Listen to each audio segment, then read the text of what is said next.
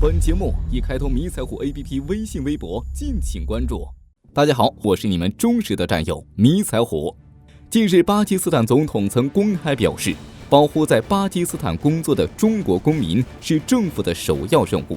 此言一出，引得群众点赞，纷纷表示我们的朋友千万，唯有巴铁真情不变呐。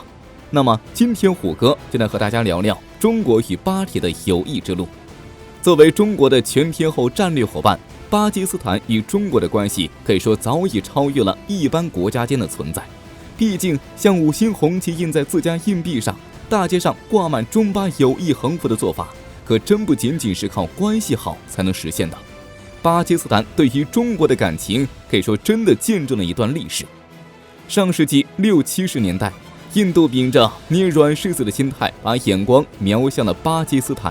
也就在此时，一向将巴基斯坦称为亚洲最好朋友的美国开始拉拢印度，而躺在苏联怀里的印度也借此开始磨刀霍霍。掐断美式装备援助的巴基斯坦在战争中无力应对印度的大举进攻，连巴基斯坦都坦言我们已经被世界抛弃。无奈巴基斯坦只得向中国求助，而我们向巴基斯坦提供了应有的援助。利用手中的中国武器，巴基斯坦避免了亡国的命运。而对于当时也并不宽裕的我们来说，这些装备很多都是出自部队的现役。所谓患难见真情，这就应该是最直接的体现了吧。当然，如果仅仅认为武器援助是我们与巴铁真友情的全部体现的话，那就太天真了。既然是兄弟，那兄弟家的经济发展也自然是我们应该帮助的。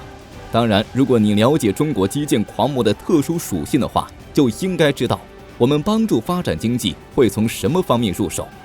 常言道，想致富先修路。而对于巴铁而言，这条路就是喀喇昆仑公路。作为世界上最美也是最危险的高原公路，上世纪60年代开工修建的喀喇昆仑公路可以说是中巴友谊的最佳见证。北起新疆喀什，南至巴基斯坦北部塔科特的喀喇昆仑公路全长1032公里，所穿越的地段地质情况极为复杂，属于灾害频发地区，以至于西方专家都认为在这里筑路是痴人说梦。然而区区高山怎么抵挡得了基建狂魔的脚步？喀喇昆仑公路于1966年正式开工，巴基斯坦境内的613公里由中国负责援建。由于该地区地质环境复杂，施工难度极大，一些时候甚至连施工机械的轰鸣都可能引发落石。而暴风雪、泥石流、山体滑坡一类的灾害，对于喀喇昆仑的筑路者来说，也早已是家常便饭。1979年，历经13载、倾注2.2万筑路大军心血的喀喇昆仑公路宣告通车，也宣告着两国陆上纽带的建立。当然，喀喇昆仑公路的贯通也使得两国陆路货运的时间极大缩短，同时运输成本也大大降低。公路使得巴基斯坦北部地区经济得到了快速发展。但是在筑路成功的背后，无法忘却的依旧是公路建设者的奉献与牺牲。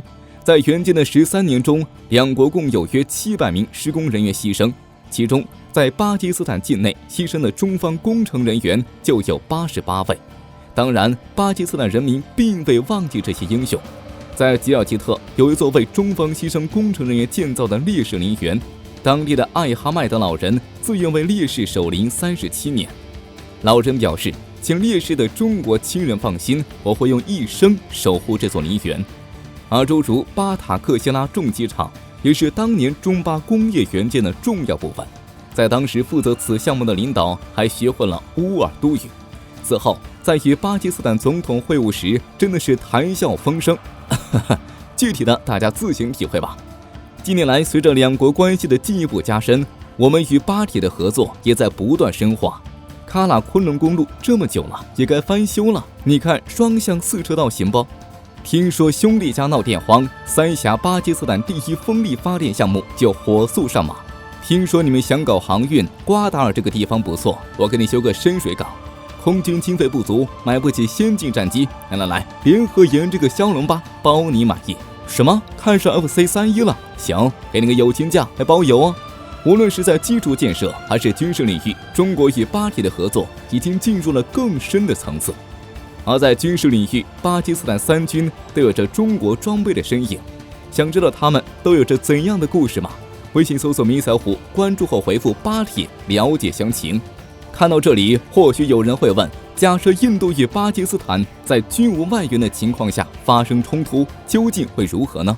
这个嘛，虎哥觉得，虽然印度军队多旗帜，一年摔几个中队的飞机，炸个潜艇什么的不算稀奇，然而对于巴基斯坦而言，再不靠谱的印度，其军事实力也是可以碾压自己的，因为体量和国力相差太大，一旦爆发冲突，巴铁肯定也会吃亏。因此，巴基斯坦就需要通过一个途径来发展本国经济与军事实力以自保。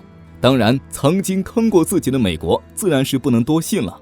那么既然身边有一个强大的邻居，与其合作就成了最稳妥的途径。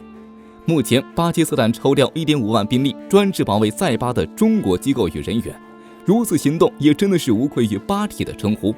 而对于中国而言，我们只是希望有可以与自己协作发展的朋友。中国与巴铁的关系已经证明了曾经的朋友，如今友情依旧。Hello， 大家好，我是你们的忠实战友菲菲。